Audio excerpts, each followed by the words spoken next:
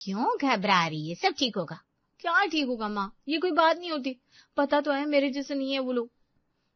अरे मेरे तेरे जैसे क्या होता है? क्या वो लोग इंसान ही है पापा, इंसान ही है, लेकिन ऊपर वाला जाने किस जमाने के इंसान है।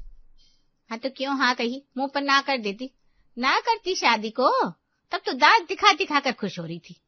वो तो सुमित की स्माइल इतनी प्यारी है कि। हाँ तो बस फिर क्यों बोली जा रही है?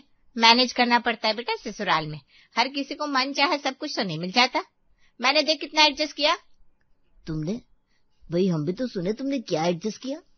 अच्छा, रोज सुबह से शाम तक 10 यही रोना धोना चलता रहता था। मेरी सास ये कहती है, मेरी सास वो कहती है। अरे वाह, अब 20 साल पुरानी बातें निकाल ली। और हाँ, मैंने सुना था क्या तुम्हारी सास सच में बड़ी तेज थी, सुबह 6 बजे उठा देती थी तुम्हें। देखो ना शिखा, तुम्हारे पापा का ये रवैया, अब इनको मजा आ रहा है, तब तो कुछ बोलते नहीं थे। अब मैं क्या बोलता, तुमको दी तो संभाल लेती थी, कभी मुझसे कुछ कहा ही नहीं। अरे बाबा छोड़ो ना ये सब, मैं अपनी बात कर रही हूँ ना। हाँ तो तेरी तो बात कर रहे हैं। देख बेटा, पहले महीने थोड़ी अजीब लगती है, फिर धीरे धीरे सब ठीक हो जाता है। और वैसे भी सुमित बड़ा समझदार लड़का लगा मुझे, वो संभाल लेगा सब। हाँ संभाल लेगा, लेकिन घर की औरतों से तो निपटना इसी को पड़ेगा। तुम क्या समझोगे? हाँ भाई, मैं क्यों समझूंगा, मैंने भी तो देखा है तुम्हारी माँ कैसी थी, हमेशा ताने मारती रहती थी। देखो अब मेरी माँ पे मत जाओ, वो तो बस थोड़ी सख्त थी। अरे बस करो ना यार, मेरी बात हो रही थी कि तुम दोनों की। अब तुम लोगों को भी ससुराल भेज दूं क्या? अरे अच्छा फिर बता क्या हुआ? कुछ नहीं, तुम दोनों को लड़ना ही है ना, मैं चली शादी करने। अरे सुन, तो इतना घबराने की क्या बात है, हम है ना तेरे साथ। शादी हो गई शिखा की बड़ी धूमधाम से, लेकिन ससुराल में पहले दिन से ही समझ में आ गया कि यहाँ चीजें अलग है। सास ने सुबह 6 बजे ही उठा दिया। बहू उठो बेटा, यहाँ सब जल्दी उठते हैं, पूजा करनी है। जी मम्मी जी, बस 2 मिनट। और हाँ, कपड़े ढंग के पहनना, सलवार कुर्ता ही अच्छा रहता है घर में। शिखा को लगा जैसे जेल में आ गई है, लेकिन फिर सुमित ने शाम को उसे चुपके से कमरे में बुलाया। सुनो, मुझे पता है मम्मी थोड़ी स्ट्रिक्ट है, लेकिन तुम परेशान मत होना। जो तुम्हें चाहिए, जो तुम करना चाहती हो, बस मुझे बता दो, मैं संभालूंगा। सच में तुम मेरा साथ दोगे? हमेशा। तुम बस धीरज रखो, धीरे धीरे सब ठीक हो जाएगा। और हाँ, अपनी जींस टॉप भी पहनना, मम्मी को मैं समझा दूंगा। सुमित मुझे नौकरी करनी है, मैंने पहले ही बताया था ना। हाँ मुझे पता है, लेकिन मम्मी का क्या करे, वो तो मान ही नहीं रही। तुमने उनसे बात की? हाँ की, लेकिन वो बोल रही है कि घर की बहू बाहर नौकरी नहीं करती, लोग क्या कहेंगे। अरे लोग क्या कहेंगे, ये क्या बात हुई? मेरी पढ़ाई का क्या, मेरे सपनों का क्या? देखो शिखा, मैं समझता हूँ तुम्हारी बात, लेकिन मम्मी को थोड़ा टाइम दो, मैं धीरे धीरे समझाऊंगा ना उन्हें, अभी थोड़ा रुक जाओ। कितना रुकू सुमित, कब तक? सुमित अपने दोस्त रोहित के पास गया। क्या हुआ यार, शादी के बाद तो बिल्कुल गायब हो गया था, आज याद आई? यार बड़ी मुश्किल में फंस गया हूँ, शिखा नौकरी करना चाहती है और मम्मी बिल्कुल मना कर रही है। तो तू क्या सोच रहा है? यही कि दोनों को कैसे संभालो, मम्मी को भी परेशान नहीं करना चाहता, उन्होंने मुझे पाला है, और शिखा के सपने भी तो नहीं मार सकता। देख यार, तू दोनों को खुश नहीं रख सकता, किसी एक को तो चुनना ही पड़ेगा। नहीं यार, कोई तो रास्ता होगा, मुझे दोनों को साथ लेकर चलना है। तो फिर मम्मी को समझाओ, वरना शिखा परेशान हो जाएगी। शिखा बेटा, आज से तुम सुबह 4 बजे उठोगी। पहले नहाना, फिर पूजा, और हाँ, मंदिर में रोज दीपक जलाना है, धूप अगरबत्ती आरती सब करना है। जी मम्मी जी, लेकिन 4 बजे तो बहुत जल्दी हो जाती है। अरे नहीं बेटा, भगवान की पूजा के लिए कोई वक्त जल्दी नहीं होता। और हाँ, मंगलवार और शनिवार को व्रत भी रखना है। व्रत? लेकिन मम्मी जी। अरे कोई लेकिन वेकिन नहीं, ये घर के नियम है, मैंने भी तो किया है, तुम्हें भी करना पड़ेगा। शिखा परेशान होकर अपनी ननद प्रिया के पास गई। प्रिया, ये सब तो बहुत ज्यादा हो रहा है, मैं पूजा करती हूँ लेकिन इतना नहीं हो पाएगा। भाभी मैं समझती हूँ, लेकिन मैं क्या कर सकती हूँ? तुम मम्मी जी से बात करो ना, वो तुम्हारी सुनेंगी। देखो भाभी, मम्मी ने जिंदगी में बहुत दुख देखे हैं, उनकी सास ने उन्हें बहुत तंग किया। अब तो यही सब करके अपने को सुकून दे सकती है। अगर मैं उनके खिलाफ जाकर बात करूंगी तो उन्हें लगेगा कि बेटी बेटा कोई उनका नहीं रहा। मैं उन्हें और दुख नहीं दे सकती ना। लेकिन प्रिया, मेरा क्या, मैं कैसे करूंगी ये सब? भाभी थोड़ा टाइम दो, सब ठीक हो जाएगा। एक दिन सुमित कमरे में आया, चेहरे पर थोड़ी झिझक थी। शिखा, वो मम्मी ने कहा है कि क्या कहा? अब तुम्हें अब साड़ी पहननी हो कि सूट सलवार नहीं। क्या साड़ी? लेकिन सुमित, मैंने तुम्हें पहले ही बताया था कि मुझे साड़ी पहनना नहीं आता, और वैसे भी घर में कौन साड़ी पहनता है? मुझे पता है, लेकिन मम्मी का कहना है कि बहू साड़ी में ही अच्छी लगती है।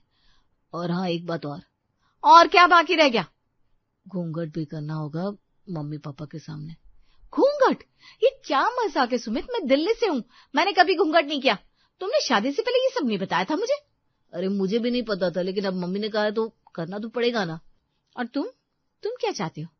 तुमने तो कहा था मेरा साथ दोगे। तो मैं तुम्हारा साथ ही तो दे रहा हूँ, लेकिन मम्मी को नाराज नहीं कर सकता, वो मेरी माँ है शिखा। और मैं क्या हूँ तुम्हारी? सिर्फ एक कठपुतली जिसे जैसा बोलो वैसा नाचना है? ऐसी बात नहीं है, प्लीज समझो। शिखा की आंखों में आंसू आ गए। वो सुमित से कुछ नहीं बोली, बस चुपचाप खड़ी रही। शिखा रात को सुमित के पास आई, उसकी आंखें सूजी हुई थी। सुमित, मुझे मायके जाना है कुछ दिनों के लिए। अचानक क्यों? अभी तो शादी को सिर्फ 2 महीने हुए हैं। बस जाना है, मेरा दम घुट रहा है यहाँ। ना मैं नौकरी कर सकती हूँ, ना अपनी मर्जी के कपड़े पहन सकती हूँ, अब तो घूंघट भी करना पड़ रहा है। ये कैसी जिंदगी है सुमित? देखो शिखा, मैं समझता हूँ, लेकिन थोड़ा सब्र करो, सब ठीक हो जाएगा। कब तक सब्र करूं? मेरी अपनी कोई जिंदगी नहीं है क्या? मुझे लगने लगा है कि मैंने गलती कर दी शादी करके। ऐसा मत बोलो प्लीज। अच्छा सुनो, मायके जाना है तो मम्मी से बात कर लेना, पहले उनकी इजाजत ले लो। क्या? मम्मी से इजाजत अपने घर जाने के लिए? हाँ, तो यही तो रीत है यहाँ की। बहू को ससुराल से जाने के लिए सास की इजाजत चाहिए होती है। वाह, और अगर उन्होंने ना कह दिया तो? अरे नहीं कहेंगी, तुम अच्छे से बात करना, वो मान जाएंगी। तुम मेरे साथ चलो ना बात करने। अरे नहीं, तुम अकेले जाओ, उन्हें अच्छा लगेगा, कि उन्हें ऐसा लगेगा कि तुम उनका सम्मान करती हो। शिखा हैरान रह गई। उसे लग रहा था जैसे वो किसी जेल में बंद है। अगले दिन शिखा हिम्मत करके सास के पास गई। मम्मी जी, वो मुझे कुछ दिनों के लिए मायके जाना था। मायके? अरे अभी तो तुम आई हो, तुम्हें आए कितने दिन हुए? वैसे भी अगले हफ्ते करवा चौथ है, तुम्हें यहीं रहना पड़ेगा।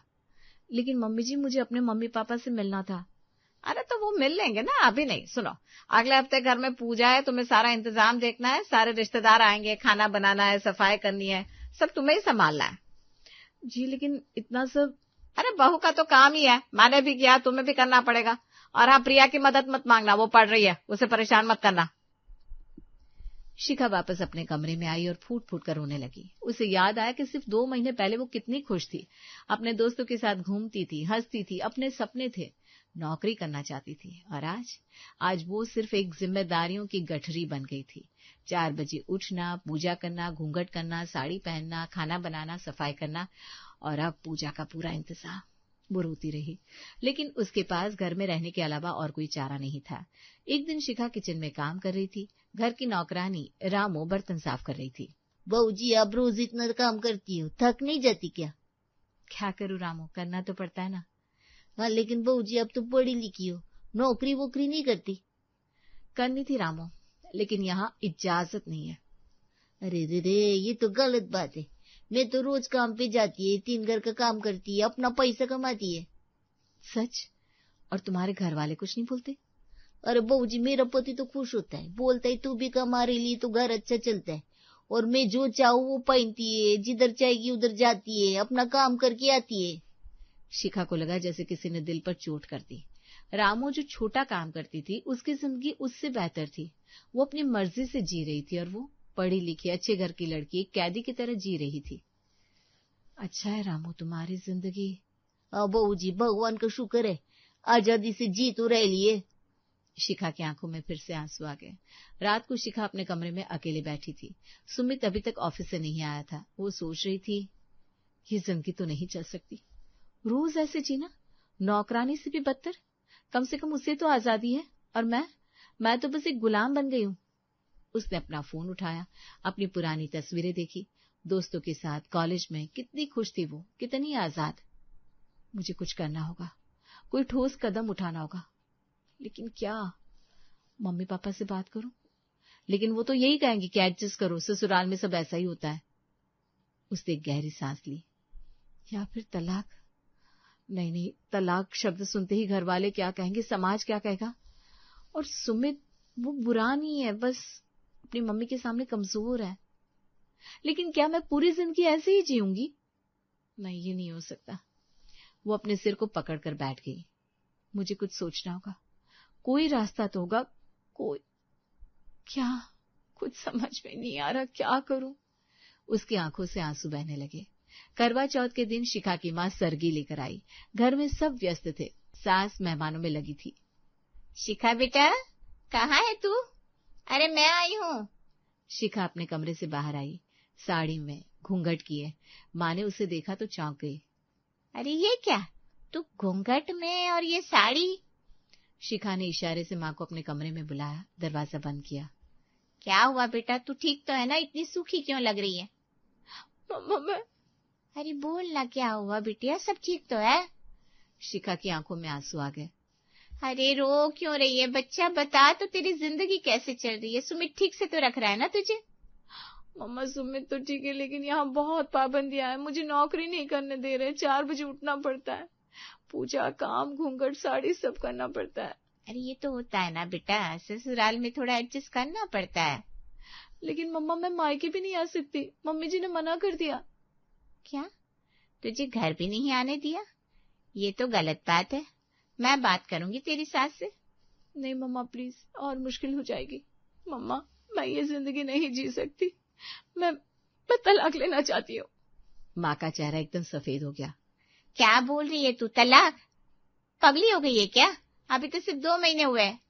हाँ मम्मा, लेकिन इन 2 महीनों में मेरी जान निकल गई। मैं खत्म हो रही हूँ। मेरे सपने, मेरी जिंदगी सब खत्म हो गया। देख बेटा, मैं समझती हूँ मुश्किल है, लेकिन तलाक बहुत बड़ा कदम है। समाज क्या कहेगा, लोग क्या बोलेंगे? मुझे नहीं चाहिए ये सब, मैं बस आजाद होना चाहती हूँ। माँ कुछ देर चुप रही, फिर उसने शिखा का हाथ पकड़ा।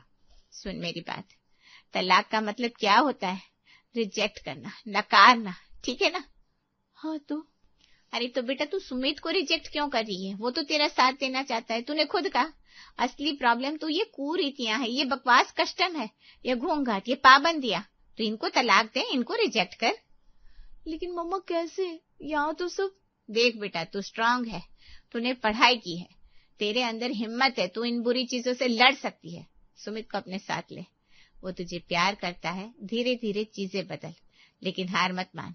तलाक देना है तो इन गंदी परंपराओं को दे, अपने पति को नहीं।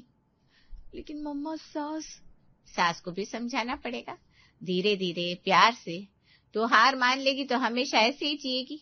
लड़ बेटा, अपनी जिंदगी के लिए लड़, अपने हक के लिए लड़, लेकिन रिश्ता मत तोड़।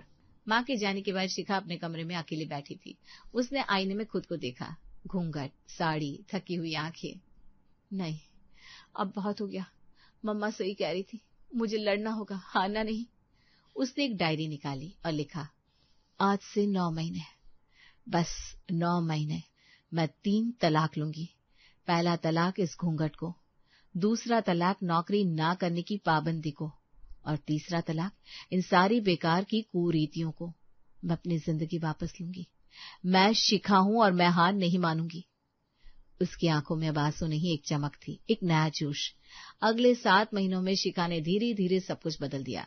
पहले महीने उसने सुमित से खुलकर बात की, रात को जब दोनों अकेले थे। सुनो सुमित, मैं तुमसे प्यार करती हूँ, लेकिन मुझे अपनी जिंदगी भी चाहिए। अब तुम्हें चुनना पड़ेगा, या तो मुझे या मम्मी की हर बात। सुमित को झटका लगा, लेकिन उसने शिखा की आंखों में दर्द देखा। मैं तुम्हारा साथ दूंगा, पक्का। दूसरे महीने शिखा ने घूंघट धीरे धीरे कम करना शुरू किया। पहले आधा, फिर सिर्फ सिर पर दुपट्टा। सास ने टोका तो शिखा ने प्यार से कहा, मम्मी जी, मैं आपका सम्मान दिल से करती हूँ, घूंघट से नहीं। और काम भी तो पूरा करती हूँ ना, घूंघट में तो दिक्कत होती है। सास चुप रह गई, क्योंकि शिखा सच में सारा काम अच्छे से करती थी। तीसरे महीने में शिखा ने नौकरी की बात फिर छेड़ी, इस बार सुमित के साथ। मम्मा, शिखा नौकरी करना चाहती है, और मुझे लगता है करनी भी चाहिए। वो इतनी पढ़ी लिखी है, घर में रहकर उसका टैलेंट बर्बाद हो रहा है। अरे लेकिन लोग क्या कहेंगे? मम्मी जी, लोग तो हमेशा कुछ न कुछ कहते रहेंगे, लेकिन मैं घर का भी पूरा ध्यान रखूंगी, वादा करती हूँ। और देखिए ना, आजकल कितनी औरतें काम करती हैं। चौथे महीने में शिखा को एक अच्छी जॉब मिल गई। उसने पहली सैलरी से सबके लिए एक गिफ्ट लाए, सास के लिए एक सुंदर साड़ी। इतना खर्च करने की क्या जरूरत थी? मम्मी जी, आप मेरी माँ जैसी हैं, और अपनी कमाई से अपनों के लिए कुछ लाने में कितना सुकून मिलता है, आप भी तो समझती हैं। सास की आंखें नम हो गई। 5वें महीने में शिखा ने धीरे धीरे सूट पहनना शुरू किया, साड़ी सिर्फ खास मौकों पर। सास ने कुछ नहीं कहा। 6ठे महीने में एक दिन सास ने शिखा को बुलाया। बेटा, मैं देख रही हूँ तूने सब कुछ बदल दिया, लेकिन घर का सम्मान भी रखा, काम भी करती है, नौकरी भी करती है। मम्मी जी, मैं बस अपने हिसाब से जीना चाहती थी, लेकिन आपकी इज्जत भी करती हूँ, आप भी तो मेरी माँ है। 7वें महीने में एक शाम सास ने शिखा का हाथ पकड़ा। बेटा, तूने तलाक दे दिया उन सब बुरी चीजों को जो मैंने तुझ पर थोप दी थी। मैंने भी वही सहा था अपनी सास से, लेकिन मैं लड़ नहीं पाई। काश मैं तेरी तरह स्ट्रांग होती, काश मैं भी कर पाती ये। तूने सही किया बेटा, तूने मुझे भी सिखा दिया। शिखा ने सास को गले लगा लिया। दोनों की आंखों में खुशी के आंसू थे। शिखा ने अपनी डायरी में लिखा, 3 तलाक पूरे हुए, घूंघट को तलाक, पाबंदियों को तलाक और कुरीतियों को तलाक। अब मैं आजाद हूँ, अपनी शर्तों पर जी रही हूँ और रिश्ते भी बचा लिए। हाय राम, तुम्हें बीमार होकर 2 दिन नहीं हुए, लेकिन 2 दिनों से इन दोनों शैतानों को संभालते संभालते और इस घर के काम करते करते मेरी तो कमर सीधी हो गई है। श्रीमती जी, मैं अकेले और नहीं संभाल पाऊंगा इस घर को, और तुम्हारी माँ को फोन करके देखता हूँ, शायद वो आ जाए 2-4 दिन। हमारे दोनों शैतान बच्चों से हमारे सारे रिश्तेदार इतने डरते हैं, मुझे नहीं लगता कोई भी यहाँ आने वाला है। फिर भी पूछ लीजिए, क्या पता कोई मान जाए। अरे पापा, क्या जरूरत है किसी की, मस्त होटल से खाना मंगवाएंगे। हाँ पापा, गोलू भैया सही कह रहे हैं, क्या ही जरूरत है किसी को बुलाने की। अरे हमारे ऊपर ये नौबत तुम्हारी वजह से आई है। इस घर को कम और तुम्हें संभालने के लिए किसी की जरूरत ज्यादा है। चुप करो तुम दोनों। जी, आप पूछ लीजिए किसी रिश्तेदार को। थोड़ी देर बाद, हेलो सासू माँ, आपकी बेटी की तबीयत बहुत ज्यादा खराब है। डॉक्टर ने कहा है 10-15 दिन आराम करने को। अब वो बीमार है तो घर के सारे काम मुझे करने पड़ रहे हैं, और ऊपर से आपको तो पता है गोलू और मोलू कितना परेशान करते हैं। मैं क्या कह रहा हूँ, जब तक श्रीमती जी ठीक नहीं हो जाती तब तक आप यहाँ आ जाइए ना हमारी मदद के लिए। दामाद जी, मुझे सुलोचना ने फोन किया था, मेरी बेटी बीमार है, मैं तो दौड़ कर आ जाती, लेकिन आपको पता है ना पिछली बार क्या हुआ था। आपके दोनों शैतान बच्चों ने अपनी शरारतों से मुझे इतना परेशान किया था कि मेरी कमर ही टूट गई थी। आपके घर को संभालना मेरे बस की बात नहीं है। लेकिन मैं क्या कहती हूँ, आपकी बहन है ना करिश्मा, आप उसे क्यों नहीं बुला लेते। अरे गोलू और मोलू को संभालना उसके तो दाएं हाथ का खेल है। कॉलेज में कैसे करिश्मा की हवा थी। अरे सहपाठी क्या टीचर भी उसके सामने कुछ नहीं बोल पाते थे। एकदम दबंग थी, दबंग। आपके गोलू और मोलू को सिर्फ वही सीधा कर सकती है, आप उसे ही फोन कर लीजिए। मामी जी, मैं बात कर रहा हूँ, शंकर प्रसाद, पायलागू। हाँ हाँ, जीते रहो बेटा। आज तुम्हें इस मामी की याद कैसे आ गई? सब कुछ कुशल मंगल है ना?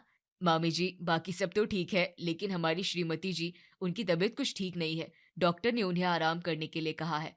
अब घर की औरत ही बीमार पड़ जाए तो आपको तो पता है ना बाकी सबका क्या हाल होता है। बस वही हाल हो रहा है मेरा पिछले कुछ दिनों से।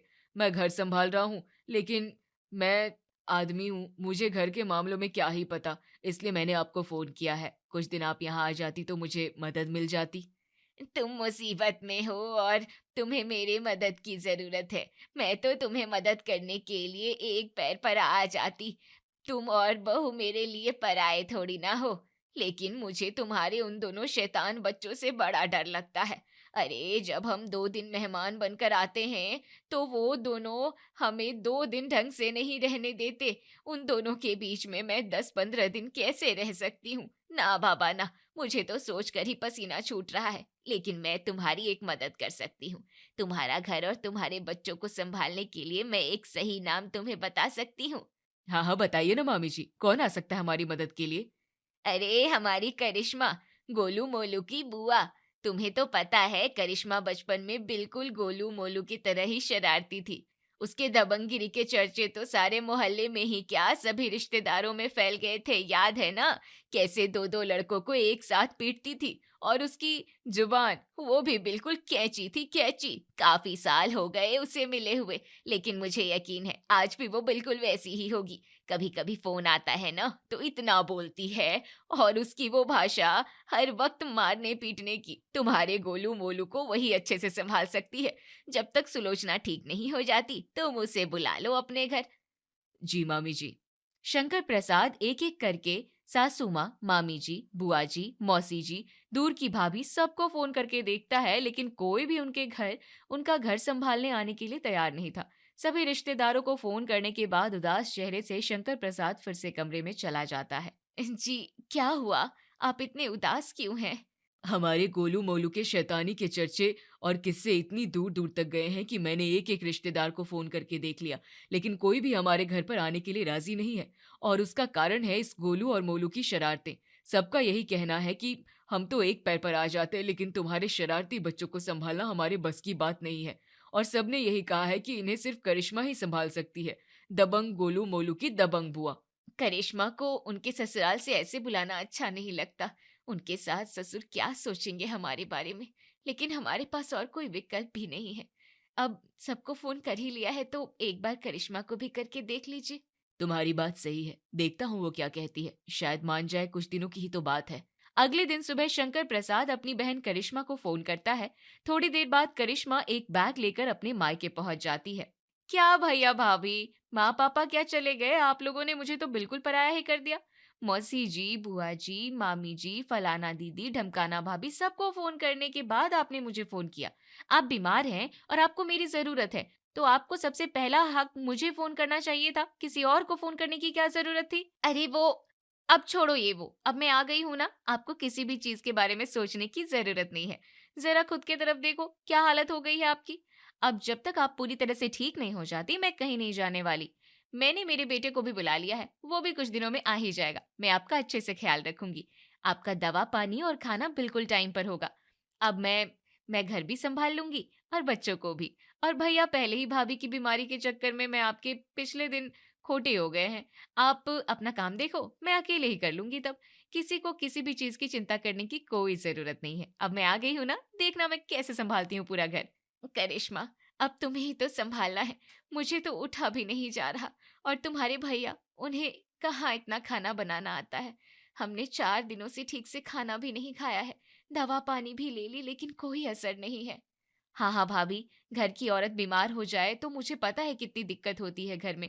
इसलिए जैसे ही भैया ने फोन किया, मुझसे रहा नहीं गया, मैं दौड़कर चली आई यहाँ। अब मैं आ गई हूँ ना, मैं अकेले सब कुछ कर लूंगी। आप बस आराम करना, और जब तक आप पूरी तरह से ठीक नहीं हो जाती, मैं कहीं नहीं जाने वाली।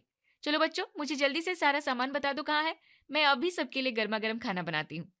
थोड़ी देर अपनी भाभी का हाल पूछने के बाद करिश्मा खाना बनाने के लिए किचन में चली जाती है।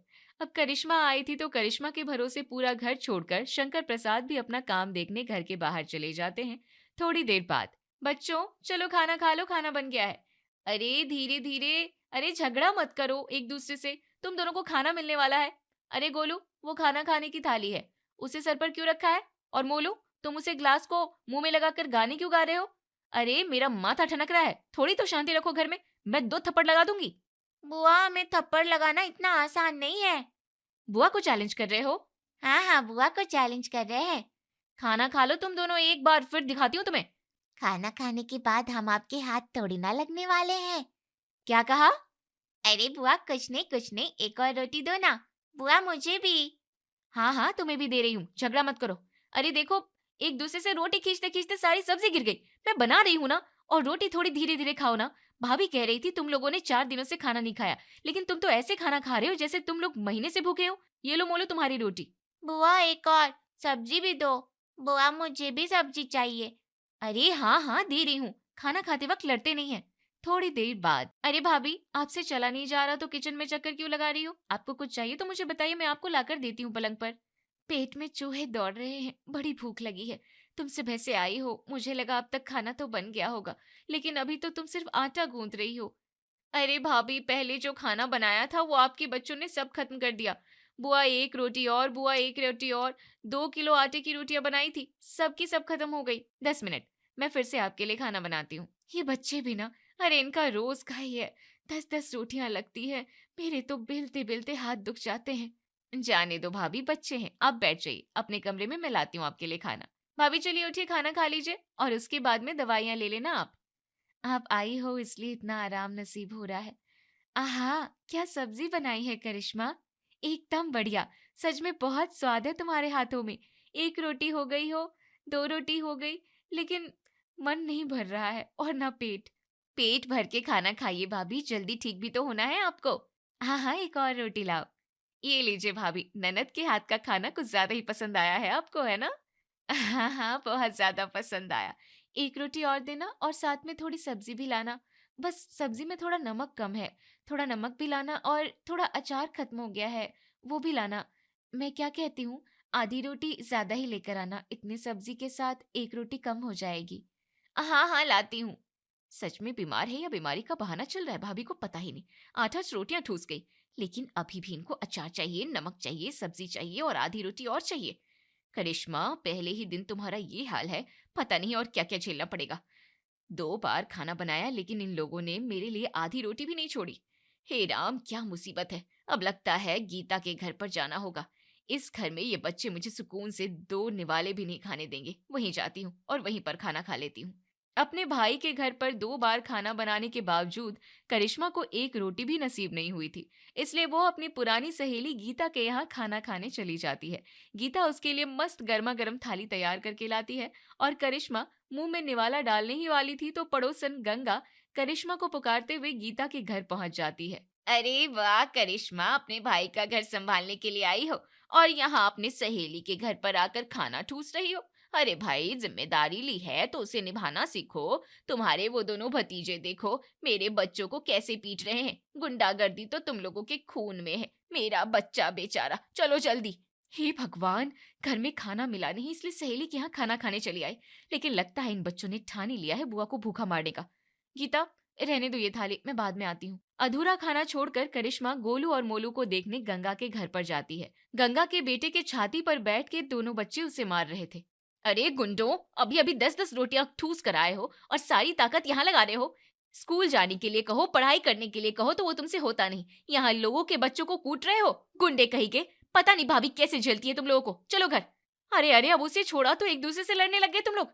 अरे किस मिट्टी के बने हो, एक दूसरे के सगे भाई होकर भी एक दूसरे को पीट रहे हो। हाय राम, कैसे बच्चे हैं। मैं तुम दोनों को अलग कर रही हूँ, दोनों मिलकर मुझे धक्का दे रहे हो। अरे रुको, मुझे उठाओ तो सही। भगवान, मेरी कमर टूट गई। हाय। अगले दिन सुबह। अरे बर्तन कहाँ गए? रात को ही सारे बर्तन धोकर मैंने किचन में रखे थे। ना ही पतीला मिल रहा है और ना ही ग्लास। सोचा था उठकर सबसे पहले सबके लिए चाय बनाऊंगी, लेकिन पता नहीं ये बर्तन जमीन खा गई या आसमान निगल गए। किचन में करिश्मा ने रात को ही बर्तन धोकर रखे थे, लेकिन सुबह उसे एक भी बर्तन नहीं मिल रहा था। करिश्मा पूरे घर में बर्तन ढूंढती है, ढूंढते ढूंढते आंगन तक आती है। देखो इन बच्चों को, 15-15 साल के घोड़े हैं, लेकिन अभी भी इन्हें खेलने के लिए घर के बर्तन चाहिए।